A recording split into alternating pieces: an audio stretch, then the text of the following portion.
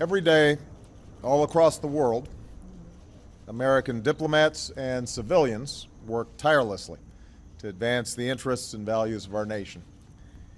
Often, they are away from their families. Sometimes they brave great danger. Yesterday, 4 of these extraordinary Americans were killed in an attack on our diplomatic post in Benghazi. Among those killed was our ambassador, Chris Stevens, as well as Foreign Service Officer Sean Smith. We are still notifying the families of the others who were killed. And today, the American people stand united in holding the families of the 4 Americans in our thoughts and in our prayers. The United States condemns in the strongest terms this outrageous and shocking attack. We're working with the government of Libya to secure our diplomats. I've also directed my administration to increase our security at diplomatic posts around the world. And make no mistake, we will work with the Libyan government to bring to justice the killers who attacked our people. Since our founding, the United States has been a nation that respects all faiths. We reject all efforts to denigrate the religious beliefs of others. But there is absolutely no justification to this type of senseless violence. None. The world must stand together to unequivocally reject these brutal acts. Already, many Libyans have joined us in doing so, and this attack will not break the bonds between the United States and Libya. Libyan security personnel fought back against the attackers alongside Americans. Libyans helped some of our diplomats find safety, and they carried Ambassador Stevens's body to the hospital, where we tragically learned that he had died. It's especially tragic that Chris Stevens died in Benghazi because it is a city that he helped to save. At the height of the Libyan revolution, Chris led our diplomatic post in Benghazi.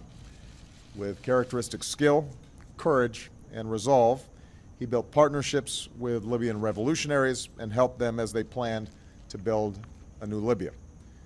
When the Gaddafi regime came to an end, Chris was there to serve as our ambassador to the new Libya, and he worked tirelessly to support this young democracy, and I think both Secretary Clinton and I relied deeply on his knowledge of the situation on the ground there.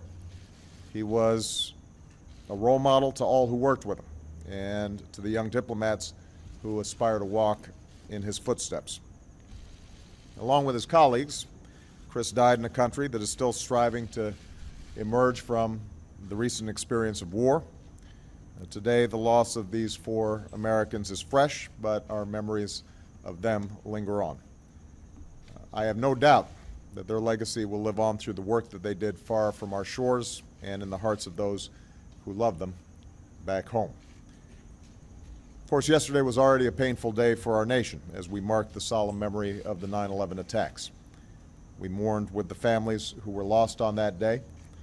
I visited the graves of troops who made the ultimate sacrifice in Iraq and Afghanistan at the hallowed grounds of Arlington Cemetery and had the opportunity to say thank you and visit some of our wounded warriors at Walter Reed.